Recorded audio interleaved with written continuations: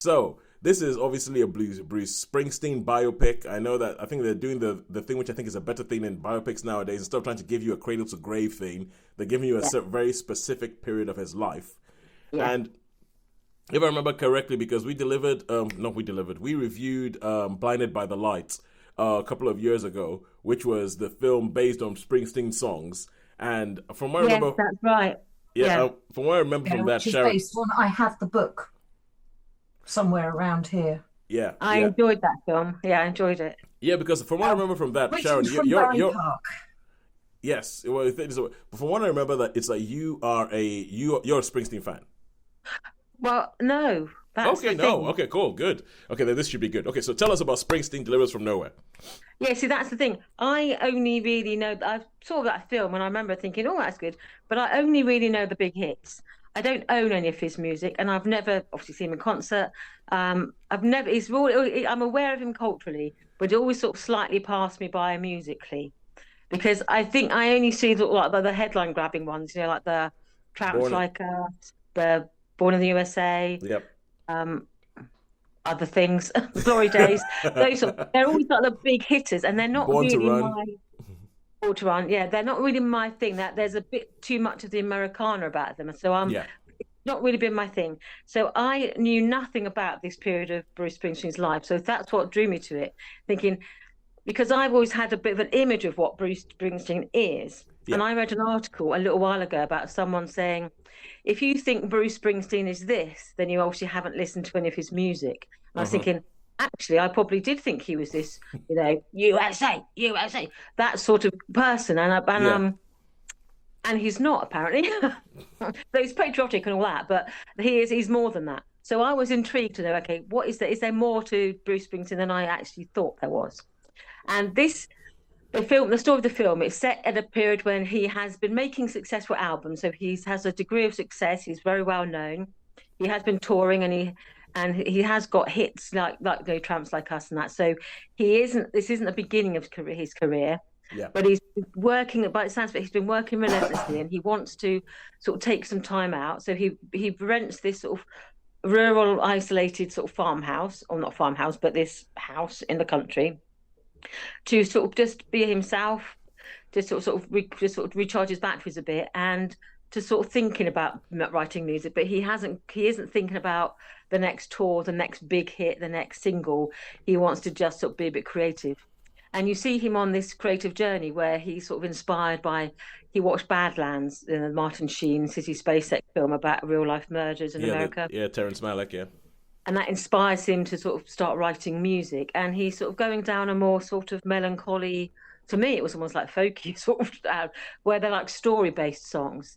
And you see him starting, and he's using obviously the environment he's in, this isolation, and the fact that he's in the sort of the country, and sort of tapping into that sort of part of Americana that he isn't sort of previously known in his music, as well as exploring sort of some of the untapped issues of his youth. And there were the sort of troubled relationship he had with his father, the complicated relationship he had with him growing up and as a child, and the perceptions of him. And while exploring his past, he's then also exploring these sort of different musical styles and trying to find a new sound, as well as writing. In this period, he does actually write "Born in the USA" and "Glory Days," Yeah. but he decides that, as a matter of personal choice, he doesn't really want to release those as singles. He wants to focus on a quieter, more sort of narrative sort of songwriting period of his life, as well as wrestling with his own mental health, this sort of sense of depression, that sense of isolation, and um, trying to find his place in the world, really, within, as well as trying to fend off the record labels who want him to be like a hit machine to produce the next big hit. And apparently, this period is when he produced his album called Nebraska, which Yeah. I know nothing about. I don't know that album. I don't know any of the songs on it. So, but to me, because one of it was interesting to me as a non-Springsteen fan that it shows a depth to his writing and his sort of creativity that I didn't really know was there. Yeah. So for me, it was a bit of an eye opener because I hadn't realised that he wrote anything with that sort of intensity and with that sort of depth to it. I tend to think of him as being just the big hitters, just like crowd pleasing songs. Mm. And one of the music executives said, you're not telling me that Bruce Springsteen's written a folk album. And I was just like, hey, and there's Sharon in the cinema getting her phone out going, download Nebraska. did he write a folk album? So, but maybe it's not that, but I haven't explored it further. But the songs I heard, I was thinking, actually, yeah, this is that folk vibe where you have a narrative, you have a storytelling rather than, chorus, verse, chorus. It's more like that sort of narrative. So I actually really liked it. I know I try to avoid reviews, Yeah. but other people have said they have, not been that, they haven't been that enamored of it. But I actually enjoyed it because to me it was like seeing a whole side of him that I didn't know was there. Yeah. And it's not doesn't glamorize it, the fact that he was struggling with depression and mental health issues, and that whole level of self-esteem of, even though he was a very successful person, he still was sort of isolated in many ways with all these difficult interpersonal relationships. Okay. So Yes. to me, it's good.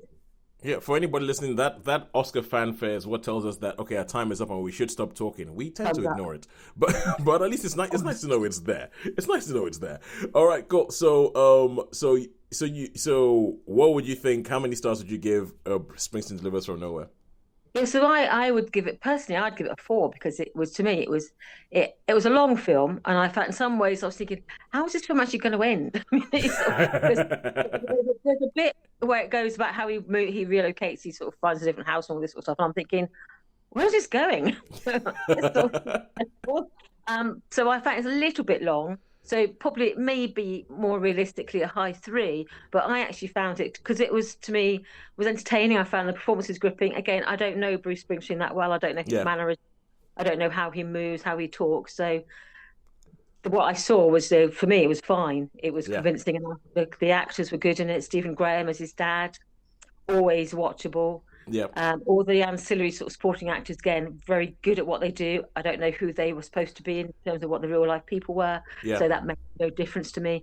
So I found it held my attention. It was intrigued me, it entertained me, and the music I heard, I thought, oh, actually, I quite like this. And so I would say to me it was a 4-star film. Okay, well done, because that's Jeremy Allen White playing Springsteen. I didn't know either. It's The Bear, but I haven't watched it. Yeah, no. That's his big thing, The Bear, but the first time most people saw him was the American version of Shameless.